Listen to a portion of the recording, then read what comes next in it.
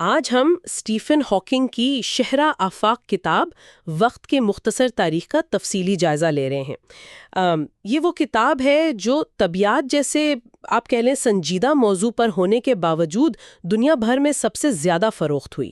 جی بالکل، حیرت انگیز کامیابی تھی اس کی۔ اور یہ کائنات کے ان بڑے سوالات سے بحث کرتی ہے نا، کہ ہم کہاں سے آئے، کائنات ایسی کیوں ہے، یہ سب کیسے چل رہا ہے۔ یقیناً یہ کتاب ایک سفر ہے، کائنات کے بارے میں ہماری سمجھ کا سفر۔ تو آج ہمارا مقصد یہی ہے کہ ہاکنگ کے ان وسیع خیالات کو سمجھیں، ان کی جو کلیدی باتیں ہیں انہیں سامنے لائیں۔ ٹھیک ہے۔ اور یہ دیکھیں کہ کیسے قدیم یونانیوں سے لے کر آج تک کائنات کے بارے میں ہمارا تصور بدلا ہے۔ تو پھر شروع کرتے ہیں بالکل شروع سے۔ پہلا باب ہی کائنات کی بدلتی تصویر پر ہے۔ وہ مشہور کہانی ہے نا کچھوے والی۔ ہاں، وہ کچھوے والی، کہ دنیا ایک کچھوے کی پیٹھ پر ہے اور وہ ایک اور کچھوے پر، نیچے تک کچھوے ہی کچھوے۔ جی وہ کہانی جو شاید برٹرنڈ رسل سے منسوب ہے، بڑے دلچسپ انداز میں بتاتی ہے کہ انسان ہمیشہ سے کوشش کرتا رہا ہے کائنات کو سمجھنے کی۔ صحیح۔ تو قدیم یونان میں ارسطو نے تقریباً 340 قبل مسیح میں یہ ثابت کرنے کی کوشش کی تھی کہ زمین چپٹی نہیں، گول ہے۔ اچھا، اس زمانے میں ان کے دلائل کیا تھے؟ آج تو یہ بہت عام سی بات لگتی ہے۔ اس وقت کے لحاظ سے بہت بڑی بات تھی۔ انہوں نے دو بڑے مشاہدات پیش کیے۔ پہلا تو یہ کہ چاند گرہن کے وقت چاند پر زمین کا سایہ ہمیشہ گول ہوتا ہے۔ اب اگر زمین چپٹی ہوتی تو سایہ کبھی گول کبھی لمبا بیضوی سا ہوتا ہے نا۔ صحیح، منطقی بات ہے۔ اور دوسرا مشاہدہ یہ تھا کہ جب آپ جنوب کی طرف سفر کرتے ہیں تو قطبی ستارہ آسمان پر نیچے ہوتا جاتا ہے۔ اچھا۔ اور نئے ستارے جنوب میں نظر آنے لگتے ہیں۔ یہ صرف گول زمین پر ہی ہو سکتا ہے۔ واقعی ذہانت کی بات ہے۔ لیکن پھر بھی صدیوں تک تو بطلیموس کا ماڈل ہی چلتا رہا، جس میں زمین مرکز میں تھی۔ جی بالکل، پتلیمیوس ماڈل جس میں زمین ساکن مرکز میں تھی اور سورج، چاند، ستارے سب اس کے گرد گھومتے تھے۔ اس کو چیلنج کیا پھر کافی عرصے بعد نکولس کوپرنکس نے۔ کوپرنکس نے کب؟ 1514 میں۔ انہوں نے یہ نظریہ پیش کیا کہ نہیں، زمین اور دوسرے سیارے سورج کے گرد گھومتے ہیں۔ یہ ایک انقلابی خیال تھا۔ یقیناً ہوگا۔ پھر یوہانس کیپلر آئے۔ انہوں نے دریافت کیا کہ مدار بالکل گول نہیں ہے بلکہ بیضوی ہیں۔ اچھا، بیضوی مدار۔ جی، اور پھر گیلیلیو گیلیلی نے اپنی دوربین سے مشتری کے گرد چاند گردش کرتے ہوئے دیکھے۔ اوہ! یہ ایک طرح سے ثبوت تھا کہ ہر چیز صرف زمین کے گرد نہیں گھومتی۔ تو یہ سب پرانے خیالات کے لیے بڑے چیلنجز تھے۔ بالکل، کاری ضربے تھی یہ۔ اور پھر آیا بڑا نام، آئزیک نیوٹن کا۔ 1687 میں ان کی کتاب آئی پرنسپیا میتھمیٹیکا، ایک عظیم کتاب۔ جی، پرنسپیا۔ اس میں کیا خاص تھا؟ اس میں انہوں نے نہ صرف حرکت کے وہ مشہور 3 قانون بیان کیے بلکہ عالمگیر کشش ثقل کا نظریہ بھی دیا۔ انہوں نے بتایا کہ وہی قوت جو سیب کو زمین پر گراتی ہے، ہاں، وہ مشہور سیب والی کہانی۔ جی وہی قوت چاند کو زمین کے گرد اور سیاروں کو سورج کے گرد مدار میں رکھتی ہے۔ ایک ہی قانون کائنات کے چھوٹے بڑے اجسام پر لاگو ہوتا ہے۔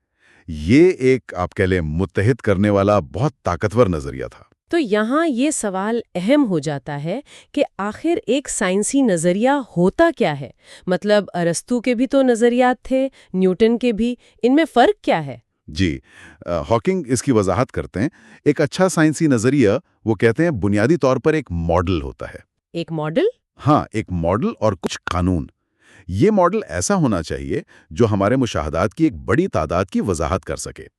اور دوسری اہم بات، یہ مستقبل کے بارے میں ایسی پیشین گوئیاں کرے جنہیں ہم آزما سکیں۔ اچھا، قابل آزمائش پیشین گوئیاں۔ بالکل۔ اب جیسے ارسطو کا وہ 4 عناصر والا نظریہ تھا، مٹی، ہوا، آگ، پانی، وہ چیزوں کی وضاحت تو کرتا تھا کسی حد تک، لیکن کوئی ٹھوس پیشین گوئی نہیں کر پاتا تھا۔ صحیح۔ جبکہ نیوٹن کا کشش ثقل کا قانون دیکھیں، کتنا سادہ ہے، صرف کمیت اور فاصلے پر منحصر ہے، لیکن یہ بے شمار مظاہر کی وضاحت کرتا ہے، سیاروں کی حرکت سے لے کر سمندر کے مد و جزر تک، اور نہایت درست پیشین گوئیاں بھی کرتا ہے۔ اور یہ بات بھی اہم ہے کہ نظریات حتمی نہیں ہوتے۔ جی بالکل، نظریات ہمیشہ عارضی ہوتے ہیں۔ اگر کوئی ایک بھی مشاہدہ نظریے کے خلاف چلا جائے تو اس نظریے کو یا تو تبدیل کرنا پڑتا ہے یا پھر مکمل طور پر مسترد کرنا پڑتا ہے؟ سائنس اسی طرح آگے بڑھتی ہے۔ تو آج کل طبیعیات میں بنیادی نظریات کون سے ہیں جن پر سب سے زیادہ کام ہو رہا ہے؟ آج ہمارے پاس آپ کہہ لیں طبیعیات کے 2 بڑے ستون ہیں۔ پہلا ہے آئنسٹائن کا عمومی نظریہ اضافیت۔ General relativity. جی، جنرل ریلیٹیوٹی۔ یہ کشش ثقل اور کائنات کی بڑے پیمانے پر ساخت کو بیان کرتا ہے۔ ستارے، کہکشائیں، کائنات کا پھیلاؤ، یہ سب۔ اور دوسرا ستون؟ دوسرا ہے کوانٹم میکینکس۔ یہ ایٹموں اور ان سے بھی چھوٹے ذرات کی دنیا پر لاگو ہوتا ہے۔ مطلب بہت ہی چھوٹے پیمانے پر چیزیں کیسے کام کرتی ہیں۔ تو کیا ان دونوں بڑے نظریات میں کوئی مسئلہ ہے؟ یہ ایک ساتھ کام کرتے ہیں؟ یہیں پر تو اصل چیلنج ہے۔ سب سے بڑا مسئلہ یہی ہے کہ یہ دونوں عظیم نظریات، جو اپنے اپنے دائروں میں ناقابل یقین حد تک کامیاب ہیں، آپس میں مطابقت نہیں رکھتے۔ اچھا، کیسے؟ دیکھیے، عمومی نظریہ اضافیت بڑے پیمانے کی ہموار یقینی دنیا بیان کرتا ہے۔ یہ کوانٹم کی غیر یقینی صورتحال کو شامل نہیں کرتا۔ دوسری طرف کوانٹم میکینکس چھوٹے پیمانے کی عجیب غیر یقینی دنیا کی بات کرتی ہے، لیکن یہ کشش ثقل کو صحیح طرح سے بیان نہیں کر پاتی۔ اوہ، تو یہ تو بہت بڑا خلا ہے۔ جی ہاں، اور اسی خلا کو پر کرنے کی کوشش ہی آج کی نظریاتی طبیعت کا سب سے بڑا مقصد ہے۔ ایک ایسا متحد نظریہ یا تھیوری آف ایوری تھنگ بنانا، جسے کوانٹم گریوٹی بھی کہتے ہیں، جو ان دونوں کو ملا سکے، جو کائنات کو ہر پیمانے پر بیان کر سکے۔ یہ تو واقعی ایک مقدس خواب لگتا ہے طبیعت دانوں کا۔ اچھا، اب ذرا زمان و مکان کی طرف واپس آتے ہیں۔ نیوٹن سے پہلے حرکت اور سکون کے بارے میں کیا خیالات تھے؟ ارسطو کا خیال تھا کہ ہر چیز کی ایک فطری حالت سکون ہوتی ہے، مطلب چیزیں رکی رہنا چاہتی ہیں، ٹھیک ہے۔ اور اگر انہیں حرکت دینی ہے یا حرکت میں رکھنا ہے تو مسلسل قوت لگانی پڑے گی۔ لیکن گیلیلیو نے اسے غلط ثابت کیا تھا، ہے نا؟ جی، گیلیلیو نے اپنے تجربات سے، جیسے وہ پیسا کی جھکی ہوئی مینار سے مختلف وزن کی چیزیں گرانے والا مشہور تجربہ، ہاں، انہوں نے دکھایا کہ چیزیں ایک ساتھ گرتی ہیں اگر ہوا کی مزاحمت نہ ہو، اور یہ بھی کہ حرکت کو برقرار رکھنے کے لیے قوت کی ضرورت نہیں ہوتی اگر رگڑ وغیرہ نہ ہو۔ تو نیوٹن نے اسے اپنے قانونوں میں شامل کیا۔ بالکل، نیوٹن کا پہلا قانون، جسے جمود یعنی انرشیا کا قانون بھی کہتے ہیں، یہی کہتا ہے کہ کوئی شے اپنی حالت سکون یا یکساں رفتار سے سیدھی لکیر میں حرکت کو برقرار رکھتی ہے جب تک اس پر کوئی بیرونی قوت عمل نہ کرے۔ اس کا مطلب ہے کہ کوئی مطلق سکون نہیں ہے، یعنی کوئی چیز حقیقتاً رکی ہوئی نہیں ہے۔ صحیح پکڑا آپ نے، حرکت ہمیشہ اضافی ہوتی ہے کسی دوسری چیز کے مقابلے میں۔ بہترین مثال ہے، اگر آپ ایک ٹرین میں ہیں جو بالکل ہموار یکساں رفتار سے چل رہی ہے، اور آپ اندر پنگ پونگ کھیلتے ہیں تو گیند بالکل ویسے ہی اچھلے گی جیسے زمین پر اچھلتی ہے۔ اچھا، آپ ٹرین کے اندر کوئی بھی تجربہ کر کے یہ نہیں بتا سکتے کہ ٹرین چل رہی ہے یا کھڑی ہے جب تک آپ کھڑکی سے باہر نہ دیکھیں۔ تو اس سے یہ بھی ثابت ہوا کہ کوئی مطلق مقام، کوئی ایبسولوٹ پوزیشن بھی نہیں ہے۔ بالکل، نیوٹن خود تو مطلق زمان اور مطلق مقام پر یقین رکھتے تھے، مطلب ایک ایسا پس منظر جس کے لحاظ سے سب کچھ ہو رہا ہے۔ لیکن مزے کی بات یہ ہے کہ ان کے اپنے قوانین نے اس مطلق پس منظر کی ضرورت ہی ختم کر دی۔ یہ تو دلچسپ بات ہے۔ اچھا، پھر روشنی کی رفتار کا معاملہ آیا۔ کیا شروع سے پتا تھا کہ روشنی کی رفتار محدود ہے؟ نہیں، پہلے عام خیال یہی تھا کہ روشنی فوراً پہنچ جاتی ہے، اس کی رفتار لامحدود ہے۔ لیکن 1676 میں ایک ڈینش ماہر فلکیات تھے، اولے رومر۔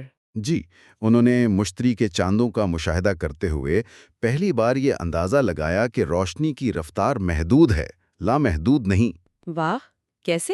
وہ مشتری کے ایک چاند کی گرہن لگنے کے وقت نوٹ کر رہے تھے۔ انہوں نے دیکھا کہ جب زمین مشتری سے دور ہوتی ہے تو گرہن دیر سے لگتا ہے، اور جب قریب ہوتی ہے تو جلدی۔ اس فرق کی وجہ یہی تھی کہ روشنی کو زمین تک آنے میں زیادہ یا کم وقت لگ رہا تھا۔ کمال ہے۔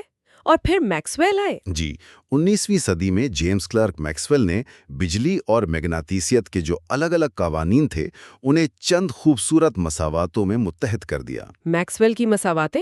بالکل، اور ان مساواتوں سے ایک حیران کن پیشین گوئی نکلی کہ خلا میں برقناطیسی لہریں ہونی چاہیے جو ایک خاص مستقل رفتار سے سفر کرتی ہیں، اور جب انہوں نے اس رفتار کا حساب لگایا تو وہ روشنی کی رفتار نکلی۔ جی ہاں، تقریباً 3 لاکھ کلومیٹر فی سیکنڈ۔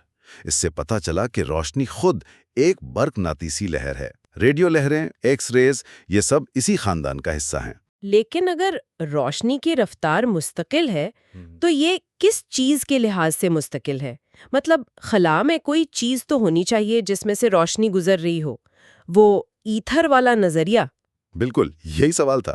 اس زمانے میں سائنسدانوں کا خیال تھا کہ خلا خالی نہیں بلکہ ایک نادیدہ مادے ایتھر سے بھرا ہوا ہے، اور روشنی اسی ایتھر میں لہروں کی صورت سفر کرتی ہے، جیسے آواز ہوا میں کرتی ہے۔ تو اس ایتھر کو ڈھونڈنے کی کوشش کی گئی؟ جی، بہت مشہور تجربہ ہے مائیکلسن مورلے تجربہ، 1887 میں۔ البرٹ مائیکلسن اور ایڈورڈ مورلے نے بڑی ذہانت سے ایک آلہ بنایا، یہ ناپنے کے لیے کہ آیا زمین کی حرکت جو ایتھر میں سے ہو رہی تھی کا اثر روشنی کی رفتار پر پڑتا ہے یا نہیں۔ اور نتیجہ کیا نکلا؟ نتیجہ بالکل حیران کن تھا، کوئی فرق نہیں نکلا۔ روشنی کی رفتار زمین کی حرکت کی سمت میں بھی وہی تھی اور اس کے عموداً بھی وہی تھی۔ مطلب ایتھر نہیں تھا؟ مطلب یہ تھا کہ یا تو ایتھر نہیں ہے یا پھر روشنی کی رفتار ہر مبصر کے لیے، چاہے وہ حرکت میں ہو یا ساکن، ایک جیسی ہی رہتی ہے۔ اس تجربے نے ایتھر کے تصور کو بہت بڑا دھچکا پہنچایا۔ اور یہیں سے پھر آئنسٹائن کے لیے راستہ ہموار ہوا، ان کے خصوصی نظریہ اضافیت کا۔ بالکل۔ 1905 میں البرٹ آئنسٹائن نے، جو اس وقت ایک پیٹنٹ آفس میں کلرک تھے، ایک انقلابی مقالہ شائع کیا۔ انہوں نے مائیکلسن مورلے کے نتیجے کو بنیاد بنایا اور 2 اصول پیش کیے۔ کیا اصول تھے وہ؟ پہلا اصول، طبیعت کے قوانین تمام ان مبصرین کے لیے یکساں ہیں جو یکساں رفتار سے حرکت کر رہے ہوں، یعنی جن پر کوئی ایکسلریشن نہ ہو۔ یہ گیلیلیو کے خیال کی ہی توسیع تھی۔ ٹھیک ہے۔ دوسرا اصول، جو زیادہ انقلابی تھا، روشنی کی رفتار خلا میں تمام مبصرین کے لیے مستقل ہے، چاہے روشنی کا منبع حرکت کر رہا ہو یا مبصر خود۔ یہی وہ بات تھی جو مائیکلسن مورلے سے نکلی تھی۔ جی، لیکن آئنسٹائن نے اسے ایک بنیادی اصول مان لیا، اور پھر انہوں نے اس کے منطقی نتائج نکالے جو واقعی دماغ کو گھما دینے والے تھے۔ کیا نتائج تھے؟ ذرا تفصیل سے بتائیں۔ سب سے بڑا اور چونکا دینے والا نتیجہ یہ تھا کہ مطلق وقت، ایبسلیوٹ ٹائم کا تصور ختم ہو گیا۔ نیوٹن کا خیال تھا کہ ایک کائناتی گھڑی ہے جو سب کے لیے یکساں ٹک ٹک کر رہی ہے۔ آئنسٹائن نے کہا نہیں، ایسا نہیں ہے۔ تو پھر وقت کیا ہے؟ ہر مبصر کا اپنا ذاتی وقت ہوتا ہے، اور اس کے گزرنے کی رفتار اس بات پر منحصر کرتی ہے کہ وہ مبصر کسی دوسرے کے مقابلے میں کتنی تیزی سے حرکت کر رہا ہے۔ مطلب اگر میں تیز چلوں تو میرا وقت آہستہ گزرے گا؟ جی بالکل، اگر آپ روشنی کی رفتار کے قریب سفر کریں تو آپ کے لیے وقت بہت آہستہ گزرے گا ان لوگوں کے مقابلے میں جو زمین پر ہیں۔ یہ صرف تھیوری نہیں، تجربات سے ثابت ہو چکا ہے۔ حیرت انگیز۔ اور کیا نتائج تھے؟ دوسرا مشہور نتیجہ تھا کمیت اور توانائی کا تعلق، وہ مشہور مساوات E=mc²۔ جی، E=mc²۔ اس کا مطلب ہے کہ کمیت ماس اور توانائی انرجی ایک ہی چیز کے 2 رخ ہیں۔ کمیت کو توانائی میں بدلا جا سکتا ہے اور توانائی کو کمیت میں۔ ایٹم بم اسی اصول پر کام کرتا ہے۔ ٹھیک ہے۔ تیسرا نتیجہ یہ نکلا کہ کوئی بھی مادی شے جس کی کچھ کمیت ہو، وہ کبھی بھی روشنی کی رفتار تک نہیں پہنچ سکتی۔ اس کے لیے لامحدود توانائی درکار ہوگی۔ روشنی کی رفتار ایک کائناتی حد ہے۔ اور رفتار بڑھنے سے کمیت بھی بڑھتی ہے؟ جی، یہ بھی اسی کا حصہ ہے۔ جیسے جیسے کسی چیز کی رفتار بڑھتی ہے، اس کی کمیت بھی بڑھتی جاتی ہے، جس سے اسے مزید تیز کرنا اور مشکل ہو جاتا ہے۔ اور زمان و مکان کا کیا ہوا؟ کیا وہ اب بھی الگ الگ ہیں؟ نہیں رہے۔ خصوصی اضافیت کا چوتھا بڑا نقطہ یہی تھا کہ زمان اور مکان الگ الگ خود مختار چیزیں نہیں ہیں، بلکہ یہ آپس میں جڑے ہوئے ہیں اور ایک 4 جہتی ساخت بناتے ہیں، جسے زمان مکان کہتے ہیں۔ 4 جہتی؟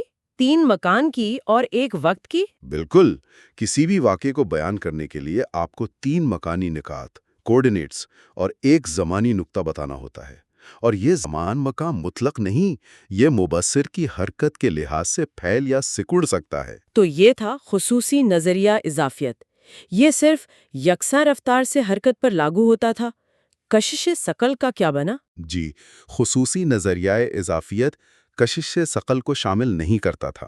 یہ آئنسٹائن کا اگلا بڑا چیلنج تھا، جس پر انہوں نے اگلے 10 سال کام کیا اور 1915 میں پیش کیا اپنا شاہکار عمومی نظریہ اضافیت۔ عمومی نظریہ اضافیت؟ اس میں کیا نیا تھا؟ اس میں آئنسٹائن نے کشش ثقل کی ایک بالکل نئی تصویر پیش کی۔ نیوٹن کا خیال تھا کہ کشش ثقل دو اجسام کے درمیان ایک پر اسرار قوت ہے جو فاصلے سے عمل کرتی ہے۔ آئنسٹائن نے کہا نہیں، کشش سے ثقل کوئی قوت نہیں ہے۔ قوت نہیں ہے تو پھر کیا ہے؟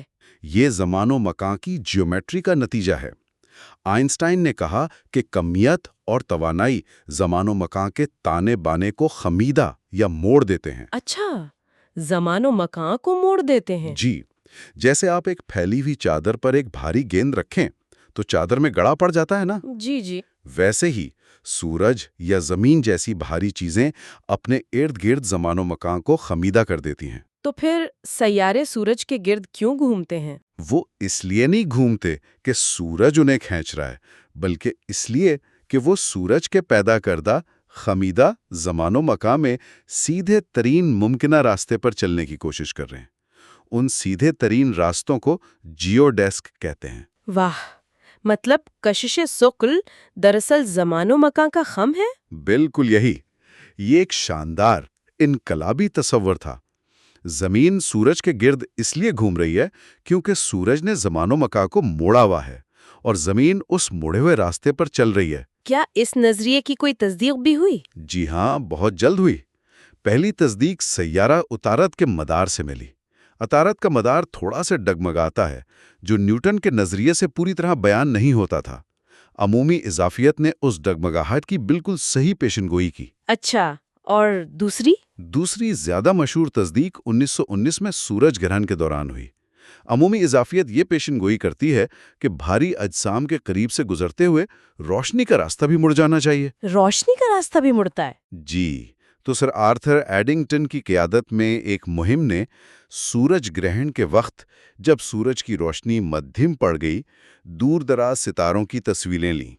انہوں نے دیکھا کہ جو ستارے سورج کے بالکل قریب نظر آ رہے تھے، ان کی پوزیشن تھوڑی سی ہٹی ہوئی تھی، بالکل اتنی جتنی آئنسٹائن کے نظریے نے پیشین گوئی کی تھی۔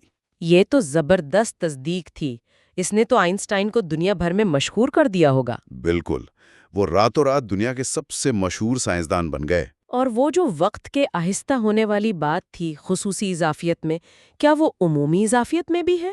جی ہاں، بلکہ عمومی اضافیت اسے کشش ثقل سے جوڑتی ہے۔ نظریہ یہ کہتا ہے کہ کشش ثقل جتنی مضبوط ہوگی، وقت اتنا ہی آہستہ گزرے گا۔ اچھا، یعنی یہاں زمین پر وقت پہاڑ کی چوٹی کی نسبت آہستہ گزر رہا ہے۔ جی بالکل، فرق بہت ہی معمولی ہے، لیکن اتنا ہے کہ اسے انتہائی سینسٹیو ایٹمی گھڑیوں سے ناپا جا سکتا ہے۔ جی پی ایس سیٹلائٹ کو کام کرنے کے لیے اس فرق کو مد نظر رکھنا پڑتا ہے۔ یہ تو حیران کن تفصیلات ہیں۔ وہ جڑواں تناقض ٹوئنس پیراڈاکس کا بھی ذکر آتا ہے، اس کی کیا وضاحت ہے؟ ہاں، وہ مشہور مثال کہ ایک جڑواں زمین پر رہے اور دوسرا تیز رفتار خلائی جہاز میں سفر کر کے واپس آئے تو سفر کرنے والا جڑواں کم ہوگا۔ جی، خصوصی اضافیت سے لگتا ہے کہ دونوں ایک دوسرے کو حرکت کرتا دیکھ رہے ہیں تو دونوں کا وقت سست ہونا چاہیے۔ یہ ایک تضاد لگتا ہے، لیکن عمومی اضافیت وضاحت کرتی ہے کہ جو جڑواں سفر کر کے واپس آیا ہے اسے مڑنے کے لیے اپنی رفتار بدلنی پڑی، یعنی اس نے ایکسلریشن محسوس کیا، اور ایکسلریشن کا اثر بھی کشش ثقل جیسا ہی ہوتا ہے، یہ وقت کو سست کرتا ہے، تو اس لیے سفر کرنے والا ہی جوان رہ جاتا ہے۔ یہ مطلق وقت نہ ہونے کا ہی نتیجہ ہے۔ تو کائنات کے بارے میں ہماری سمجھ واقعی نیوٹن سے آئنسٹائن تک کتنی بدل گئی۔ اچھا، اب آگے بڑھتے ہیں کائنات کے پھیلاؤ کی طرف۔ یہ خیال کیسے سامنے آیا؟ یہ بدلا 1924 میں۔ ایک امریکی ماہر فلکیات Edwin Hubble Mount Wilson observatory میں کام کر رہے تھے۔ انہوں نے اس وقت کی سب سے بڑی دوربین استعمال کرتے ہوئے ان صحابیوں کا بغور جائزہ لیا، خاص طور پر اینڈرومیڈا صحابیے کا۔ اور انہیں کیا ملا؟ انہیں اینڈرومیڈا میں کچھ خاص قسم کے ستارے نظر آئے جنہیں سیفائیڈ متغیر سیفائیڈ ویریبلز کہتے ہیں۔ سیفائیڈ متغیر یہ کیا ہوتے ہیں؟ یہ ایسے ستارے ہیں جن کی چمک ایک خاص وقفے سے باقاعدگی سے کم زیادہ ہوتی رہتی ہے، اور ان کی خوبی یہ ہے کہ ان کے چمکنے کے وقفے پیریڈ کا ان کی اصل چمک یعنی لومینوسٹی سے براہ راست تعلق ہوتا ہے۔ اچھا، تو اس سے فاصلہ کیسے پتا چلتا ہے؟ دیکھیے، اگر آپ کو ستارے کے چمکنے کا وقفہ معلوم ہو جائے تو آپ اس کی اصل چمک لومینوسٹی جان سکتے ہیں۔ پھر آپ زمین سے اس کی جو ظاہری چمک نظر آ رہی ہے اس سے موازنہ کرتے ہیں۔ اصل چمک اور ظاہری چمک کے فرق سے آپ اس کا فاصلہ نکال سکتے ہیں۔ زبردست تکنیک ہے۔ جی، تو ہبل نے اینڈرومیڈا میں سیفیاڈ ستارے تلاش کیے، ان کا وقفہ ناپا اور فاصلہ معلوم کیا۔ نتیجہ یہ نکلا کہ اینڈرومیڈا ہماری کہکشاں سے بہت بہت دور ہے، لاکھوں نوری سال دور۔ وہ خود ایک پوری کہکشاں تھی۔ تو اس کا مطلب ہے کہ کائنات ہماری گلیکسی سے کہیں زیادہ بڑی ہے؟ بالکل، ہبل نے ثابت کر دیا کہ ملکی وے جیسی اربوں کہکشائیں کائنات میں بکھری ہوئی ہیں۔ یہ کائنات کے پیمانے کے بارے میں ہماری سمجھ میں ایک انقلاب تھا۔ اور پھر انہوں نے یہ بھی دریافت کیا کہ یہ کہکشائیں حرکت کر رہی ہیں، ہم سے دور جا رہی ہیں؟ جی، یہ ان کی اگلی بڑی دریافت تھی۔ ہبل اور ان کے ساتھی ملٹن ہیومسن نے ان دور دراز کہکشاؤں سے آنے والی روشنی کا تجزیہ کیا۔ انہوں نے روشنی کو منشور پرزم سے گزار کر اس کا طیف اسپیکٹرم دیکھا۔ طیف بینی یا اسپیکٹروسکوپی؟ جی، اسپیکٹروسکوپی۔ طیف سے ہمیں ستارے یا کہکشاں کی کیمیائی ساخت اور درجہ حرارت کا پتہ چلتا ہے، لیکن ہبل نے ایک اور چیز نوٹ کی۔ انہوں نے دیکھا کہ تقریباً تمام دور دراز کہکشاؤں کے طیف میں جو مخصوص لکیریں تھیں وہ اپنی اصل جگہ سے سرخ رنگ کی طرف ہٹی ہوئی تھیں۔ سرخ رنگ کی طرف؟ اسے ریڈ شفٹ کہتے ہیں؟ جی، ریڈ شفٹ۔ یہ ڈاپلر اثر کی وجہ سے ہوتا ہے۔ جیسے جب کوئی ایمبولینس آپ سے دور جا رہی ہو تو اس کے سائرن کی آواز نیچی لمبی ویو لینگتھ سنائی دیتی ہے۔ ہاں ہاں۔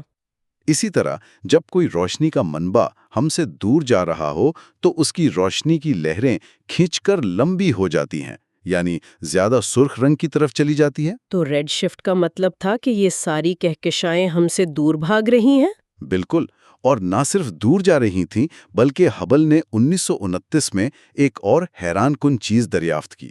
انہوں نے پایا کہ کہکشاں جتنی زیادہ دور تھی اس کی ریڈ شفٹ اتنی ہی زیادہ تھی، یعنی وہ اتنی ہی تیزی سے ہم سے دور جا رہی تھی۔ اچھا، رفتار کا تعلق فاصلے سے تھا؟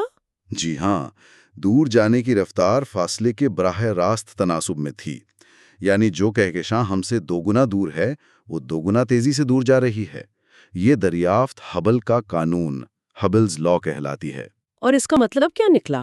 اس کا ایک ہی منطقی مطلب تھا کہ پوری کائنات پھیل رہی ہے، کہکشائیں ایک دوسرے سے دور بھاگ رہی ہیں، جیسے کسی غبارے کی سطح پر لگے ہوئے نقطے جب غبارہ پھلایا جائے۔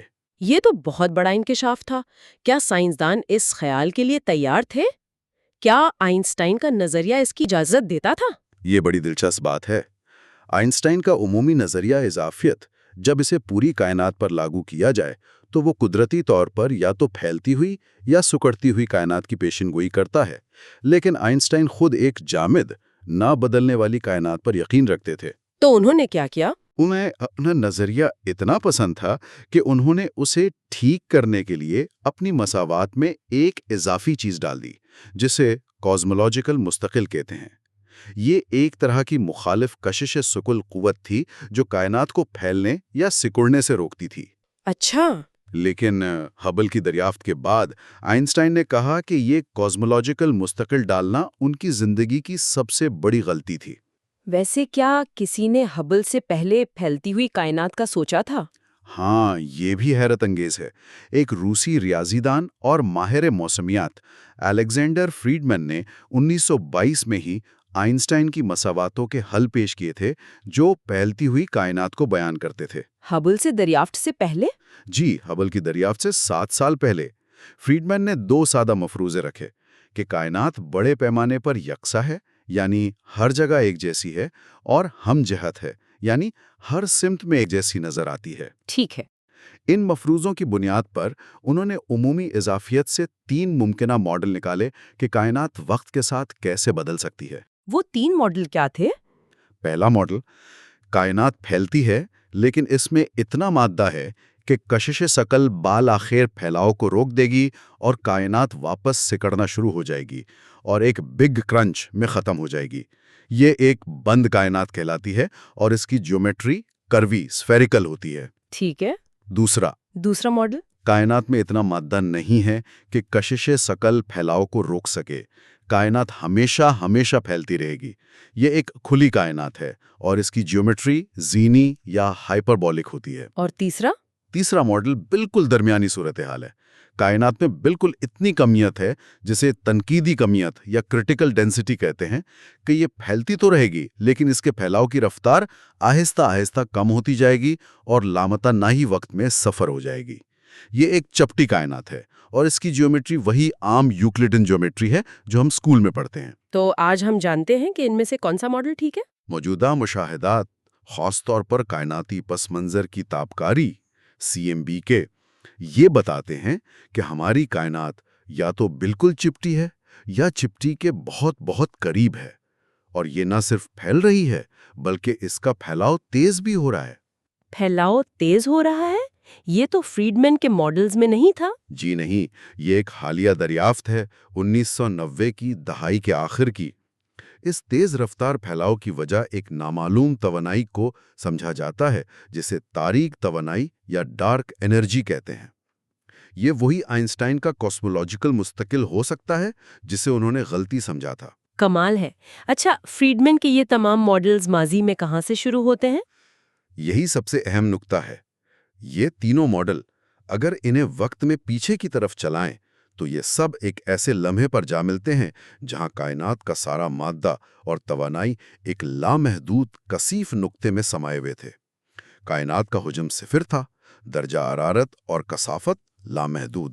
اسے ہی بگ بینگ سنگولیرٹی کہتے ہیں؟ جی، یہی وہ بگ بینگ سنگولیرٹی ہے۔ یہ وہ نقطہ ہے جہاں ہماری فزکس کے جانے پہچانے قوانین بشمول عمومی نظریہ اضافیت جواب دے جاتے ہیں۔ وہ یہاں کام نہیں کرتے۔ یہ کائنات کا وقت کا آغاز تھا۔ کیا بگ بینگ کا صرف یہی ثبوت ہے کہ کہکشائیں دور جا رہی ہیں یا کچھ اور بھی ہے؟ نہیں، ایک اور بہت بہت اہم ثبوت ہے، اور وہ بھی ایک طرح سے اتفاقاً دریافت ہوا۔ 1965 میں امریکہ میں بیل لیبز کے دو ریڈیو ماہر فلکیات آرنو پنزیاز اور رابرٹ ولسن۔ پنزیاز اور ولسن؟ جی، وہ ایک بہت حساس مائکروویو اینٹینا کے ساتھ کچھ تجربات کر رہے تھے، اور انہیں ایک مستقل دھیما سا شور ہر طرف سے آتا ہوا سنائی دے رہا تھا، چاہے وہ اینٹینا کو کہیں بھی گھمائیں۔ ہر طرف سے آنے والا شور؟ ہاں، وہ پہلے سمجھے کہ شاید ان کے آلات میں کوئی خرابی ہے یا کبوتروں نے اینٹینا میں گندگی کر دی ہے۔ انہوں نے سب کچھ صاف کیا، چیک کیا، لیکن وہ شور وہیں تھا۔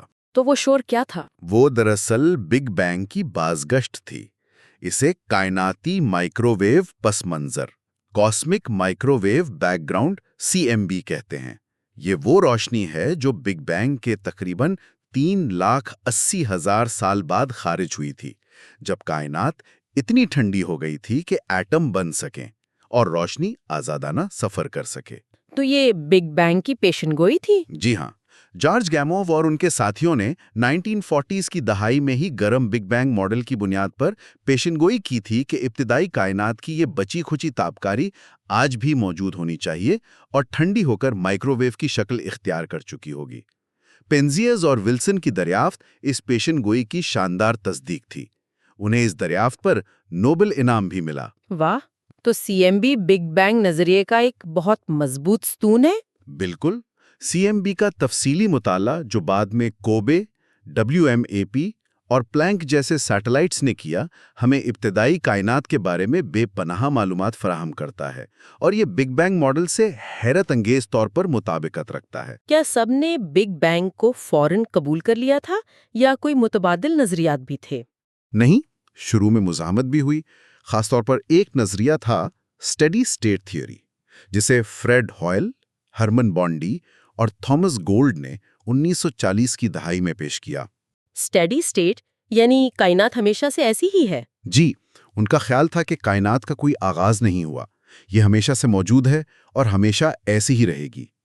انہوں نے کہا کہ کائنات پھیل تو رہی ہے، لیکن جیسے جیسے گیلیکسیاں دور جاتی ہیں، خلا میں خود بخود نیا مادہ پیدا ہوتا رہتا ہے، تاکہ کائنات کی اوسط کثافت ہمیشہ ایک جیسی رہے۔ نیا مادہ خود بخود پیدا ہوتا ہے؟ ہاں، یہ ان کے نظریے کا ایک متنازع پہلو تھا، لیکن اس نظریے نے کئی سال تک بگ بینگ کو اچھی خاصی ٹکر دی۔ تو پھر یہ رد کیسے ہوا؟ دو بڑی وجوہات تھیں۔ ایک تو یہ کہ جب ماہرین فلکیات نے دور دراز یعنی ماضی کی کائنات میں ریڈیو گیلیکسیوں اور کویزارز کی تعداد گنی تو وہ آج کی نسبت زیادہ نکلی۔ اسٹڈی اسٹیٹ کے مطابق تو ہر دور میں تعداد ایک جیسی ہونی چاہیے تھی۔ اچھا۔ اور دوسرا، فیصلہ کن ثبوت CMD کی دریافت تھی۔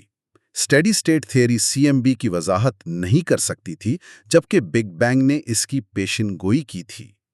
اس کے بعد زیادہ تر سائنسدان بگ بینگ ماڈل کی طرف مائل ہو گئے۔ لیکن وہ سنگولیرٹی والا مسئلہ تو پھر بھی رہا، جہاں قوانین کام نہیں کرتے۔ کیا یہ ممکن نہیں تھا کہ یہ سنگولیرٹی صرف فریڈمن کے بہت سادہ مفروضوں یکساں ہم جہت کا نتیجہ ہو، اور حقیقی پیچیدہ کائنات میں شاید ایسا نہ ہوتا ہو؟ یہ بہت اہم نکتہ تھا۔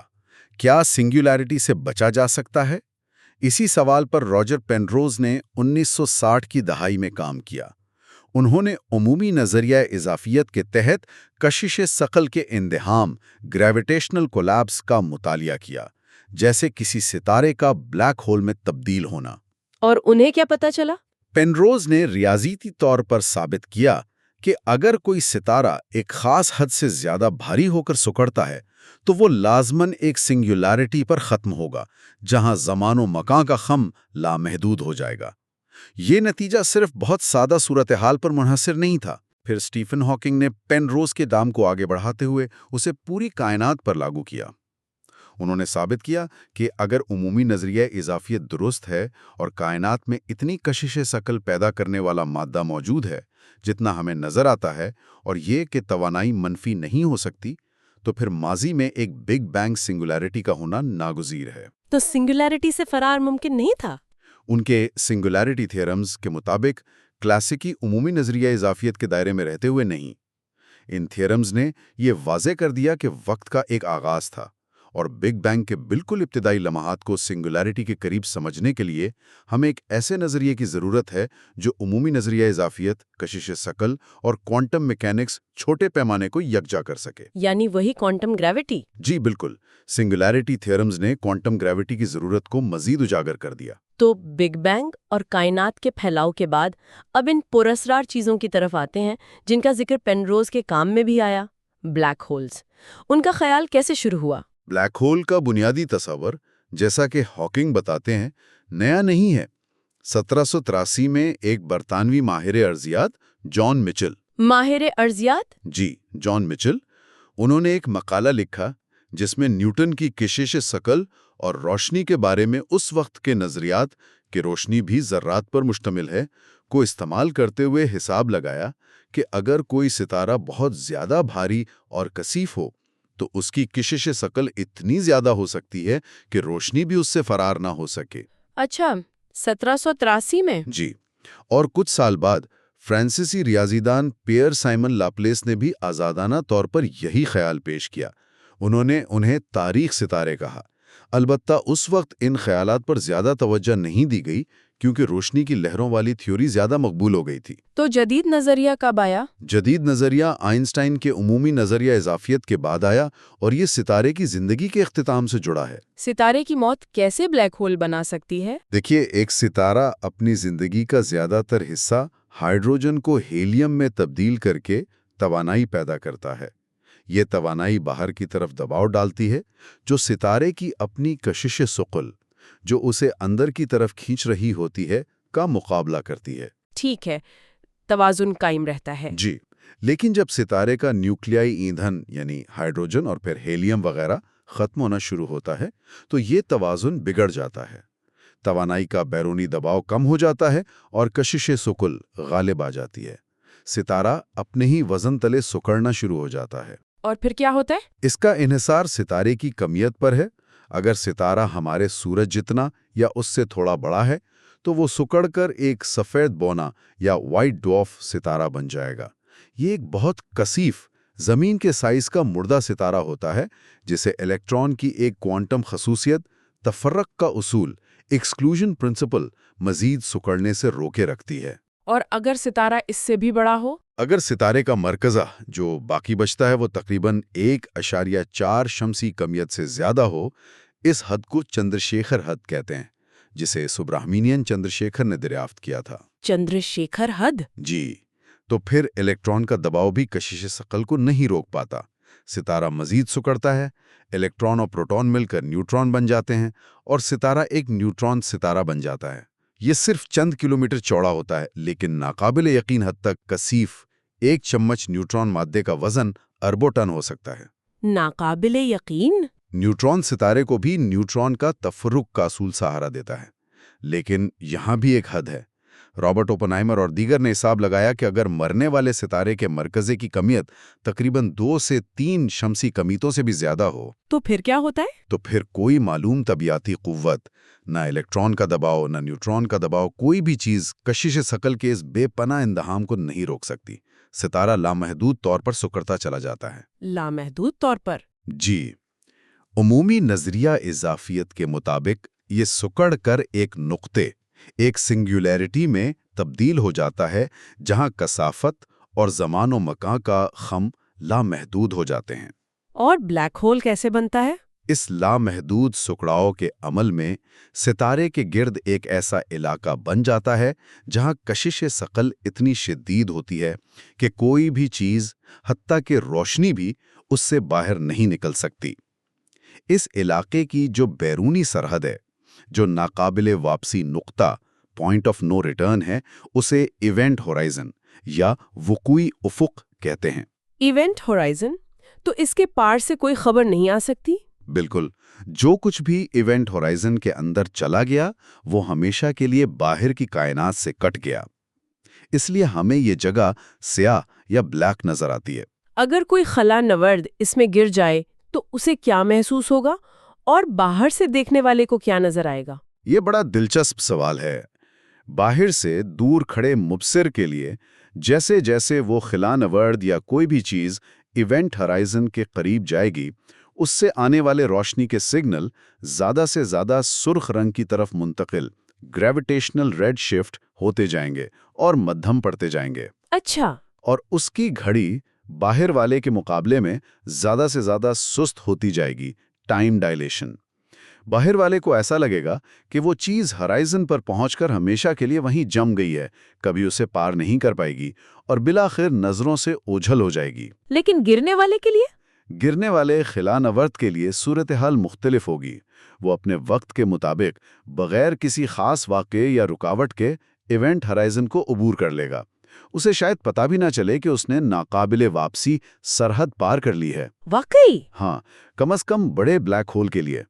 अलबत्ता होराइजन पार करने के बाद उसका मुकद्दर मरकज़ में मौजूद सिंगुलैरिटी की तरफ खिंचना है, और जैसे जैसे वो मरकज़ के करीब जाएगा, उस पर लगने वाली कशिश शकल का फ़र्क, टाइडल फोर्सेस, बहुत बढ़ जाएगा। कशिश शकल का फ़र्क? जी, इसके पांव पर लगने वाली कशिश इसके सर पर लगने वाली कशिश से कहीं ज्यादा होगी। ये फर्क इसे नूडल्स की तरह लंबा खींच देगा। इस अमल को मजाक में स्पैगेटिफिकेशन कहते हैं। ओह खुदाया! अच्छा, जब एक सितारा ब्लैक होल में बदल जाता है, तो क्या उसकी कोई पहचान बाकी रहती है कि वो किस किस्म का सितारा था या उसमें क्या-क्या चीजें थीं? यहीं पर वो मशहूर नो हेयर थ्योरम आता है। बाल नहीं थ्योरम? जी, यानी ब्लैक होल के बाल नहीं होते, मतलब उसकी कोई इनफरादी खुसूसियात या तफसीलात बाकी नहीं रहती। यह नज़रिया, जिसे Werner Israel, Brendon quarter, David Robinson और स्टीफन हॉकिंग जैसे लोगों ने तैयार किया, ये कहता है कि एक दफ़ा ब्लैक होल बन जाए और मुस्तहकम हो जाए, तो बाहर से आप उसकी सिर्फ 3 चीज़ें ही नाप सकते हैं। सिर्फ 3? वो कौन सी हैं? उसकी कुल कमियत, उसका कुल ज़ावियाई मेयार हरकत या गर्दिश, और उसका कुल बरक़ी चार्ज। बस। बाकी सारी मालूमात कि वो सितारा किस चीज़ का बना था, उसकी शक्ल कैसी थी, वगैरह वगैरह, वो सब इवेंट होराइजन के पीछे हमेशा के लिए छुप जाती हैं। गोया ब्लैक होल अपनी तारीख को निगल लेता है। ये तो बड़ी अजीब बात है। क्या हकीकी कायनात में ब्लैक होल के वजूद के सबूत मिले हैं, या ये सिर्फ थ्योरी है? नहीं, अब हमारे पास बहुत मजबूत मुशाहिदाती सबूत मौजूद हैं। बराह रास्त किसी ब्लैक होल को देखना तो मुमकिन नहीं, क्योंकि वो रोशनी खारिज नहीं करता, लेकिन हम उसके गिर्दो नवाह पर पड़ने वाले असरात देख सकते हैं। जैसे अगर कोई ब्लैक होल किसी आम सितारे के साथ एक जोड़े में हो, तो वो अपने साथी सितारे से गैस और मादा खींच सकता है। ये मादा ब्लैक होल में गिरने से पहले उसके गिर्द एक बहुत तेज रफ्तार गर्म डिस्क बनाता है, जो शदीद एक्स-रेज खारिज करती है। अच्छा, तो एक्सरे दूरबीनों से उन्हें देखा जा सकता है? जी, सिग्नस X1 नामी एक्स रे का मनबा एक ऐसा ही निज़ाम है जहां एक नज़र ना आने वाला भारी जिस्म, जो मुमकिन तौर पर ब्लैक होल है, अपने नीली देवोकामत साथी सितारे से मादा खींच रहा है। ये ब्लैक होल के अव्वलीन उम्मीदवारों में से एक था। और क्या सबूत है? बहुत से गहकाशों, विशमूल हमारी अपनी मिल्की वे के बिल्कुल मरकज में सितारों की हरकत का मुशाहिदा करने से पता चलता है कि वहाँ एक इंतहाई भारी, नज़र ना आने वाली शय मौजूद है। ये सुपरमैसिव ब्लैक होल्स हैं, जिनकी कमियत लाखों या अरबों सूरजों के बराबर हो सकती है। अरबों सूरजों के बराबर? जी। और सबसे शानदार सबूत हाल ही में मिला है, इवेंट होराइजन टेलीस्कोप नामी प्रोजेक्ट से। ये दुनिया भर की रेडियो दूरबीनों का एक नेटवर्क है। जी, मैंने सुना था उसके बारे में। इन्होंने 2019 में M87 नामी एक बहुत बड़ी कहकशा के मरकज में मौजूद सुपर मैसिव ब्लैक होल के इर्द गिर्द की तस्वीर जारी की। इस तस्वीर में ब्लैक होल का साया नजर आ रहा है, यानी वो तारीक इलाका जहां से रोशनी नहीं आ रही, और उसके गिर्द गर्म गैस की चमकती हुई डिस्क। ये उमूमी इजाफियत की पेशिनगोइयों से बिल्कुल मुताबिकत रखती है। ये तो वाकई एक तारीखी कामयाबी थी। अच्छा, लेकिन हॉकिंग का एक और मशहूर ख्याल है कि ब्लैक होल्स इतने स्याह नहीं है। इसका क्या मतलब है? ये तो तजाद लगता है। जी, ये हॉकिंग की शायद सबसे गैर मुतवक्के और शानदार दरियाफ्त थी।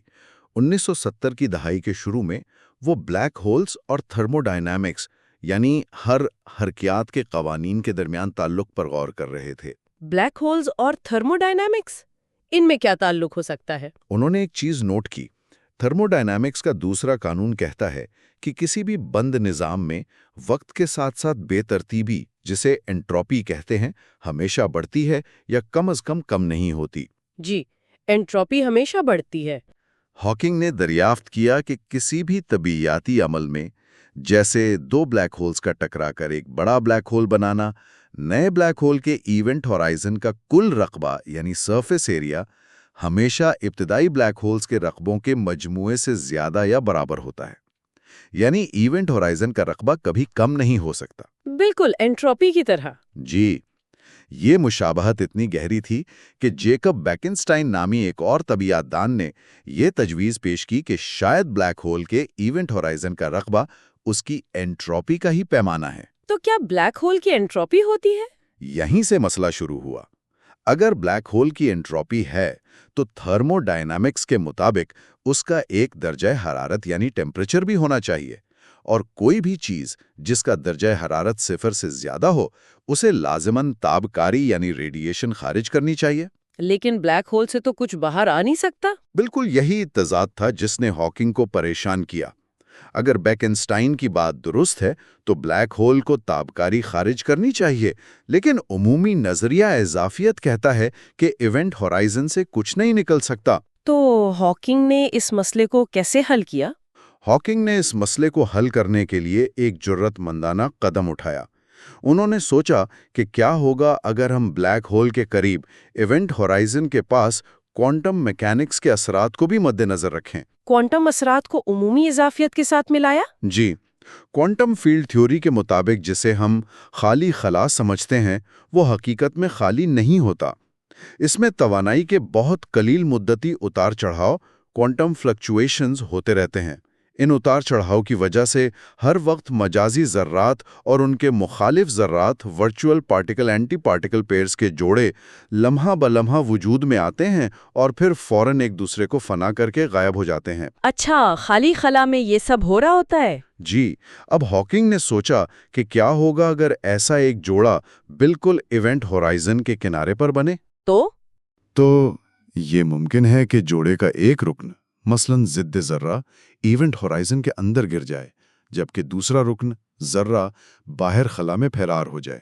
ओह, तो एक ज़रा बाहर निकल आया। हाँ, लेकिन कहानी यही ख़त्म नहीं होती। आमतौर पर ये मजाजी ज़रात होते हैं जिनकी तवानाई उधार ली हुई होती है और उन्हें फ़ौरन वापस करनी पड़ती है। लेकिन जब एक साथी ब्लैक होल में गिर जाता है, तो दूसरा हकीकी ज़र्रा बनकर बाहर निकल सकता है। लेकिन तवानाई के तहफ़्फ़ुज़ का कानून को पूरा करने के लिए क्या होता है? जो ज़र्रा ब्लैक होल में गिरा है, उसे लाजमन मनफी तवानाई का हामिल होना चाहिए। मनफी तवानाई ये क्या होती है? یہ کوانٹم فیلڈ تھیوری کا ایک تصور ہے۔ اہم بات یہ ہے کہ جب منفی توانائی کا ذرہ بلیک ہول میں گرتا ہے تو وہ آئنسٹائن کی E=mc² کے مطابق بلیک ہول کی کل کمیت کو کم کر دیتا ہے۔ بلیک ہول کی کمیت کم ہو جاتی ہے؟ جی، اور باہر کھڑے مبصر کو کیا نظر آتا ہے؟ اسے لگتا ہے کہ بلیک ہول سے ایک مثبت توانائی کا ذرہ، وہ جو باہر نکلا تھا، خارج ہوا ہے، اور اس کے نتیجے میں بلیک ہول کی کمیت تھوڑی سی کم ہو گئی ہے۔ تو بلیک ہول سے تابکاری نکل رہی ہے؟ بالکل، یہ عمل مسلسل جاری رہتا ہے۔ بلیک ہول آہستہ آہستہ ذرات خارج کرتا ہے، بالکل ایک گرم جسم کی طرح جس کا ایک مخصوص درجہ حرارت ہو۔ اس تابکاری کو ہاکنگ ریڈیشن کہتے ہیں۔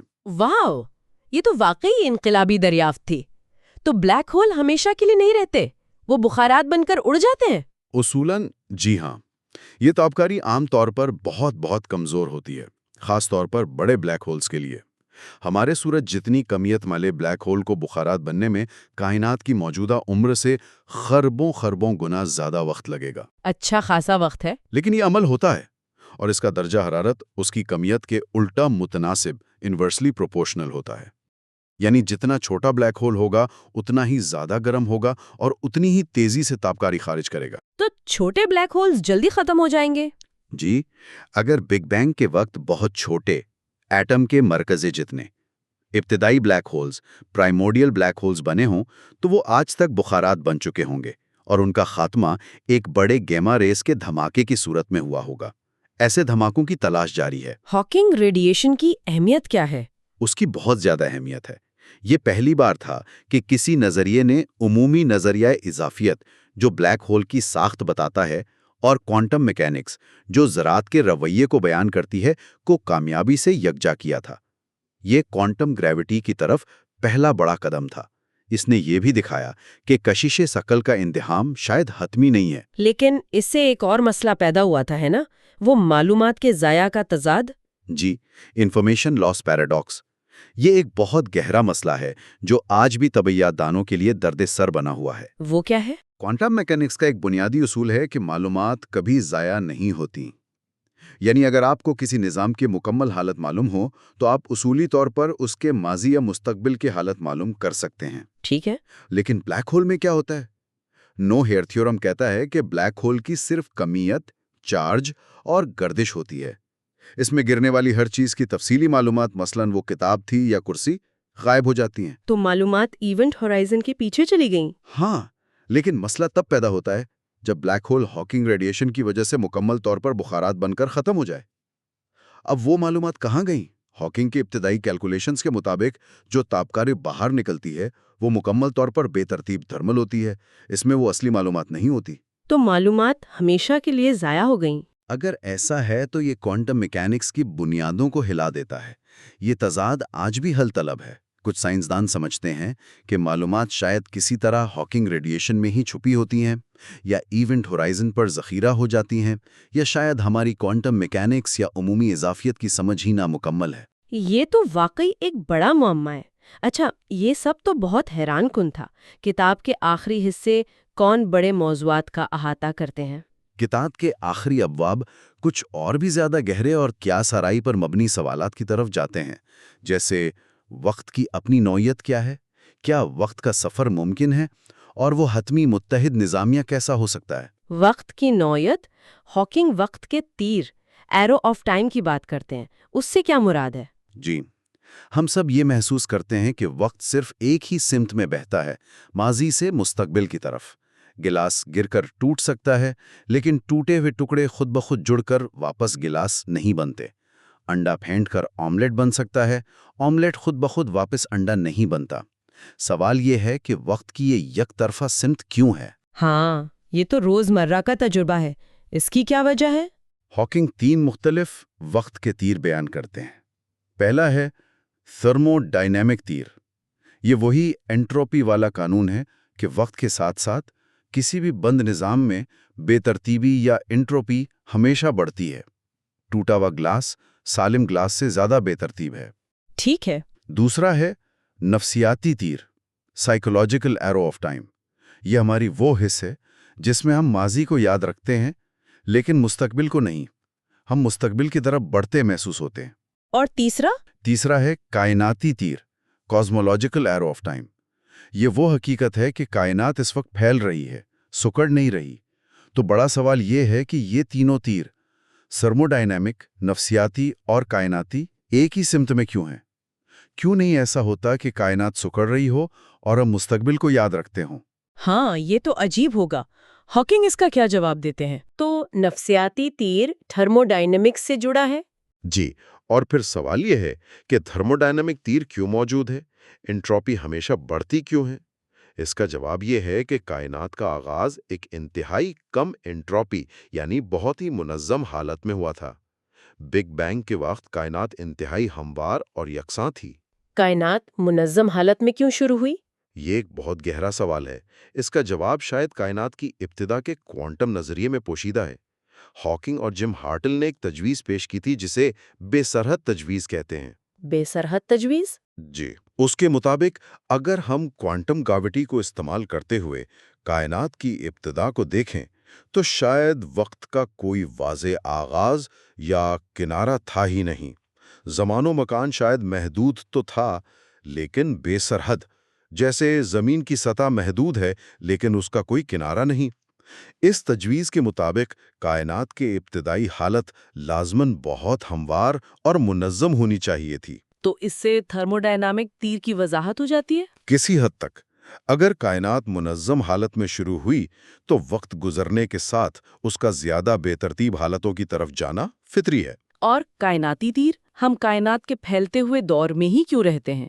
کیوں نہیں ہم اس وقت ہوتے جب یہ سکڑ رہی ہوتی، اگر یہ بند کائنات ہے؟ یہاں ہاکنگ اینتھروپک اصول کا سہارا لیتے ہیں، خاص طور پر اس کے کمزور ورژن کا۔ اینتھروپک اصول یہ کیا ہے؟ کمزور اینتھروپک اصول کہتا ہے کہ ہم کائنات کو جیسا دیکھتے ہیں ویسا اس لیے ہے کہ اگر یہ مختلف ہوتی تو ہم یہاں اسے دیکھنے کے لیے موجود ہی نہ ہوتے۔ اچھا، تو اس کا اطلاق کیسے ہوتا ہے؟ ہاکنگ دلیل دیتے ہیں کہ ذہین زندگی جو کائنات پر سوال اٹھا سکے صرف اسی وقت وجود میں آ سکتی ہے جب کائنات پھیل رہی ہو، کیونکہ پھیلتی ہوئی کائنات میں ہی ستارے بن سکتے ہیں، بھاری عناصر پیدا ہو سکتے ہیں اور سیاروں پر زندگی پنپنے کے لیے طویل عرصہ مل سکتا ہے۔ اگر کائنات سکڑ رہی ہوتی تو وہ بہت جلد بگ کرنچ میں ختم ہو جاتی اور زندگی کے ارتقاء کا وقت ہی نہ ملتا۔ تو ہم پھیلتے ہوئے دور میں ہیں کیونکہ صرف اسی دور میں ہم موجود ہو سکتے ہیں؟ جی، یہ اینتھروپک دلیل ہے۔ یہ کوئی مکمل سائنسی وضاحت نہیں بلکہ ایک طرح کا منطقی استدلال ہے۔ دلچسپ۔ اچھا، کتاب میں ٹائم ٹریول اور ورم ہولز کا بھی ذکر ہے۔ کیا یہ واقعی ممکن ہے؟ یہ بہت قیاس آرائی پر مبنی علاقہ ہے۔ عمومی نظریہ اضافیت کی مساواتیں ریاضیاتی طور پر کچھ بہت ہی عجیب و غریب قسم کے زمان و مکان کی اجازت دیتی ہیں۔ جیسے ورم ہولز۔ یہ زمان و مکان میں ایک طرح کی سرنگیں یا شارٹ کٹ ہو سکتے ہیں جو کائنات کے دو بہت دور دراز حصوں کو یا شاید دو مختلف اوقات کو آپس میں ملا دیں۔ واقعی کیا یہ بن سکتے ہیں؟ تھیوری میں تو ممکن ہے، لیکن انہیں کھلا رکھنے کے لیے یعنی ان سے گزرنے کے قابل بنانے کے لیے ایک بہت ہی عجیب قسم کے مادے یا توانائی کی ضرورت ہوگی، جسے منفی توانائی کی کثافت یا نیگیٹو انرجی ڈینسٹی یا ایگزوٹک میٹر کہتے ہیں۔ منفی توانائی؟ یہ وہی ہے جو ہاکنگ ریڈیشن میں تھی؟ جی، ملتی جلتی چیز۔ کوانٹم فزکس میں کچھ مظاہر جیسے کیسیمیر ایفیکٹ یہ اشارہ دیتے ہیں کہ منفی توانائی کی کثافت شاید ممکن ہو، کم از کم چھوٹے پیمانے پر۔ لیکن کیا اس سے ایک قابل استعمال ورم ہول یا ٹائم مشین بنائی جا سکتی ہے؟ یہ بالکل واضح نہیں۔ اور اگر بن بھی گئی تو وہ مشہور دادا تضاد کا کیا ہوگا؟ کیا آپ ماضی میں جا کر اپنے دادا کو اپنی دادی سے ملنے سے پہلے ہی مار دیں؟ بالکل، یہ ٹائم ٹریول کا سب سے بڑا منطقی مسئلہ ہے۔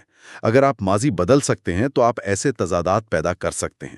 اس کے کئی ممکنہ حل سوچے گئے ہیں۔ کیا ہے وہ؟ ایک تو یہ کہ شاید ماضی کو بدلا ہی نہیں جا سکتا، یعنی اگر آپ ماضی میں جائیں بھی تو آپ صرف وہی کچھ کر پائیں گے جو تاریخ کا حصہ پہلے سے ہے۔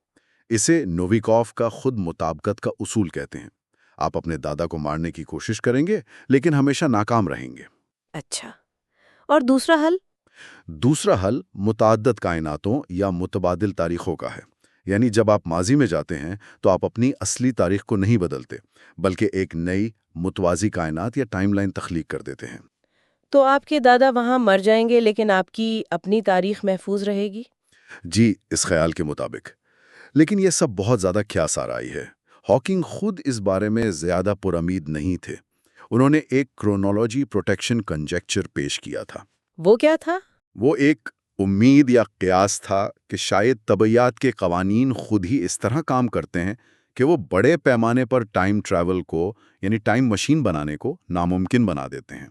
شاید کوانٹم اثرات یا کوئی اور چیز اسے روک دیتی ہے۔ دلچسپ قیاس ہے۔ اچھا، آخر میں وہ متحد نظریہ جس کا ہم نے شروع میں ذکر کیا تھا، تھیوری آف ایوری تھنگ، اس میں کیا پیش رفت ہوئی ہے؟ کیا ہم اس کے قریب ہیں؟ یہ آج بھی نظریاتی طبیعیات کا سب سے بڑا ہدف ہے۔ مقصد وہی ہے، فطرت کی 4 بنیادی قوتوں کو ایک واحد، جامع، ریاضیاتی ڈھانچے میں بیان کرنا۔ وہ 4 قوتیں کون سی تھیں؟ کشش ثقل، گریوٹی، برقناطیسیت، الیکٹرو میگنیٹزم، کمزور نیوکلیائی قوت، ویک نیوکلیئر فورس، اور مضبوط نیوکلیائی قوت، اسٹرانگ نیوکلیئر فورس۔ ٹھیک ہے۔ ہم ان میں سے آخری 3 کو تو ایک حد تک متحد کرنے میں کامیاب ہو چکے ہیں، جسے standard model of particle physics کہتے ہیں۔ یہ کوانٹم فیلڈ تھیوری پر مبنی ہے اور ذراتی طبیعیات کے تقریباً تمام تجربات کی وضاحت کرتا ہے، لیکن یہ کشش ثقل کو شامل نہیں کرتا اور اس میں کچھ اور مسائل بھی ہیں۔ تو کشش ثقل کو کیسے شامل کیا جائے؟ یہیں پر عمومی نظریہ اضافیت اور کوانٹم میکینکس کو ملانے کا مسئلہ آتا ہے۔ اس کی کئی کوششیں کی گئی۔ ایک تھی سپر گریوٹی، جس میں سپر سیمیٹری کا تصور استعمال کیا گیا تھا، لیکن اس میں بھی مسائل تھے۔ تو آج کل سب سے زیادہ امید کس نظریے سے ہے؟ آج کل سب سے زیادہ مقبول اور زیر تحقیق امیدوار اسٹرنگ تھیوری ہے۔ اسٹرنگ تھیوری، اس کا بنیادی خیال کیا ہے؟ اس کا بنیادی انقلابی خیال یہ ہے کہ کائنات کے جو بنیادی ترین اجزاء ہیں، جنہیں ہم الیکٹران، کوارک وغیرہ سمجھتے ہیں، وہ نقطہ نما ذرات نہیں ہیں، بلکہ توانائی کے ننھے منھے ایک جہتی تھرتھراتے ہوئے دھاگے یا حلقے ہیں، جنہیں اسٹرنگز کہتے ہیں۔ ذرات نہیں، دھاگے؟ جی، اور ان سٹرنگز کی مختلف تھر تھراہٹیں ہمیں مختلف قسم کے ذرات کے طور پر محسوس ہوتی ہیں، بالکل جیسے وائلن کے تار کی مختلف تھر تھراہٹیں مختلف سر پیدا کرتی ہیں۔ ایک خاص قسم کی تھر تھراہٹ الیکٹران ہے، دوسری فوٹون، تیسری گریویٹون جو کشش ثقل کا ذرہ ہے، وغیرہ۔ تو یہ چاروں قوتوں کو شامل کر لیتی ہے؟ جی ہاں، اسٹرنگ تھیوری قدرتی طور پر کشش ثقل کو کوانٹم میکینکس کے ساتھ شامل کر لیتی ہے۔ یہ اس کی سب سے بڑی خوبی ہے۔ کیا اس کی کوئی اور خاص بات ہے؟ ہاں، یہ پیشن گوئی کرتی ہے کہ ہمارے جانے پہچانے 4 زمان و مکان کے علاوہ کائنات میں اضافی مکانی جہتیں بھی موجود ہیں۔ اضافی جہتیں؟ کتنی؟ تھیوری کے مختلف ورژنز میں یہ تعداد 10 یا 11 تک جاتی ہے۔ خیال یہ ہے کہ یہ اضافی جہتیں بہت ہی چھوٹی جگہ میں لپٹی ہوئی ہیں، اتنی چھوٹی کہ ہم انہیں روزمرہ زندگی میں محسوس نہیں کر پاتے۔ یہ تو بہت عجیب لگتا ہے۔ بالکل۔ اسٹرنگ تھیوری ریاضیاتی طور پر بہت خوبصورت اور طاقتور ہے، اور اس نے فزکس اور ریاضی کے بہت سے شعبوں کو متاثر کیا ہے۔ اس کی جدید شکل کو ایم تھیوری یا ایم تھیوری کہتے ہیں، جو مختلف اسٹرنگ تھیوریز کو متحد کرتی ہے۔ لیکن کیا اس کا کوئی تجرباتی ثبوت ہے؟ یہیں پر سب سے بڑا چیلنج ہے۔ اسٹرنگ تھیوری کی پیشین گوئیاں عام طور پر اتنی زیادہ توانائیوں پر ہوتی ہیں کہ انہیں موجودہ تجربہ گاہوں جیسے LHC میں ٹیسٹ کرنا بہت مشکل، بلکہ شاید ناممکن ہے۔ اس لیے یہ اب تک ایک ریاضیاتی ڈھانچہ زیادہ ہے جسے تجرباتی طور پر ثابت کرنا باقی ہے۔ تو کیا یہ وہ حتمی نظریہ ہے جس کی ہاکنگ بات کر رہے تھے؟ شاید، یا پھر شاید یہ بھی حتمی نظریے کی طرف ایک قدم ہو۔ ہاکنگ خود اسٹرنگ تھیوری پر کام کرتے رہے اور اسے ایک امید افزا راستہ سمجھتے تھے۔ اور آخر میں ہاکنگ کا وہ مشہور جملہ جو کتاب کے اختتام پر ہے کہ اگر ہم حتمی نظریہ دریافت کر لیں تو ہم خدا کے ذہن کو جان لیں گے، اس کا کیا مطلب ہے؟ یہ ایک بہت گہرا اور شاید متنازع بیان ہے۔ میرے خیال میں ہاکنگ کا مطلب یہ نہیں تھا کہ ہم لفظی معنوں میں خدا کے خیالات جان لیں گے، بلکہ ان کی مراد شاید یہ تھی کہ کائنات جن بنیادی اصولوں اور قوانین پر چل رہی ہے، ان کو مکمل طور پر سمجھ لینا انسانی منطق اور فہم کی معراج ہوگی۔ یعنی کائنات کے وجود کی وجہ جان لینا؟ شاید، یا کم از کم یہ جان لینا کہ کائنات کیوں ایسی ہے جیسی وہ ہے۔ وہ پوچھتے ہیں کہ ان مساواتوں میں آگ کون پھونکتا ہے، انہیں وجود میں کون لاتا ہے، کیا کائنات خود کفیل ہے جیسا کہ بے سرحد تجویز اشارہ کرتی ہے؟ کیا اسے کسی خالق کی ضرورت تھی؟ یہ سوالات سائنس سے نکل کر فلسفے اور الہیات کے دائرے میں داخل ہو جاتے ہیں۔ تو یہ ایک طرح سے انسانیت کی سب سے بڑی فکری جستجو کا بیان ہے۔ بالکل، کائنات کو سمجھنے کی خواہش، یہ جاننے کی خواہش کہ ہم یہاں کیوں ہیں اور یہ سب کیا ہے، شاید انسان کی سب سے بنیادی خواہشات میں سے ایک ہے۔ تو آئیے اس پورے تفصیلی سفر کے جو اہم نکات ہیں انہیں ایک بار سمیٹ لیتے ہیں۔ ضرور۔ ہم نے دیکھا کہ کائنات کے بارے میں ہماری تصویر وقت کے ساتھ کتنی زیادہ بدلی ہے۔ ارسطو کی زمین مرکز والی کائنات سے لے کر کوپرنکس اور گیلیلیو کے ذریعے نیوٹن کی میکینیکی کائنات تک اور پھر آئنسٹائن کے انقلابی نظریات تک۔ جی، جس نے زمان و مکان کو مطلق نہیں بلکہ اضافی، لچکدار اور ایک دوسرے سے جڑا ہوا بنا دیا، اور کشش ثقل کو قوت نہیں بلکہ زمان و مکان کا خم قرار دیا۔ پھر ہم نے کائنات کے پھیلاؤ، ہبل کے قانون اور بگ بینگ نظریے کی بات کی، جس کے مطابق کائنات کا آغاز تقریباً 13.5 ارب سال پہلے ایک انتہائی گرم اور کثیف حالت سے ہوا۔ اور اس کے اہم ثبوت جیسے گیلیکسیوں کا ریڈ شفٹ اور کائناتی مائکروویو پس منظر CMB۔ پھر ہم بلیک ہولز کی پرسرار دنیا میں گئے، جو ستاروں کی موت سے بنتے ہیں اور جن کا ایونٹ ہورائزن ناقابل واپسی سرحد ہے۔ لیکن ہاکنگ کی دریافت نے بتایا کہ کوانٹم اثرات کی وجہ سے بلیک ہول مکمل طور پر سیاہ نہیں ہے، بلکہ وہ آہستہ آہستہ ہاکنگ ریڈیشن خارج کر کے بخارات بن سکتے ہیں۔ اور آخر میں ہم نے وقت کے تیر، ٹائم ٹریول کے امکانات اور اس حتمی متحد نظریے یا تھیوری آف ایوری تھنگ کی تلاش کا ذکر کیا، جو کائنات کے تمام قانونوں کو یکجا کر دے، جس میں سٹرنگ تھیوری ایک اہم امیدوار ہے۔ جی، ہاکنگ کی کتاب ہمیں ان تمام عظیم ذہن کو وسعت دینے والے تصورات سے متعارف کرواتی ہے۔ یہ صرف فزکس کی کتاب نہیں، یہ کائنات میں ہمارے مقام اور ہماری سمجھ کی حدود پر غور کرنے کی دعوت بھی ہے۔ اور وہ آخری سوال کہ ختمی نظریہ جاننا خدا کے ذہن کو جاننا ہوگا؟ ہاں، وہ سوال ہاکنگ کتاب کے بالکل آخر میں چھوڑتے ہیں۔ اگر ہم واقعی وہ بنیادی قوانین دریافت کر لیں جو کائنات کو کنٹرول کرتے ہیں، تو اس علم کا انسانیت کے لیے کیا مطلب ہوگا؟ کیا یہ ہمیں کائنات کے حتمی مقصد کے قریب لے جائے گا، یا یہ صرف قوانین کا ایک مجموعہ ہوگا جو بتاتا ہے کہ کیسے، لیکن یہ نہیں بتاتا کہ کیوں؟ یہ ایک ایسا سوال ہے جو شاید ہمیشہ ہمارے ساتھ رہے گا۔ واقعی ایک گہرا سوال ہے۔ آج کے اس تفصیلی جائزے کے لیے اتنا ہی۔ امید ہے یہ گفتگو سننے والوں کے لیے دلچسپ اور معلوماتی رہی ہوگی۔ اگلی بار تک کے لیے خدا حافظ۔ خدا حافظ۔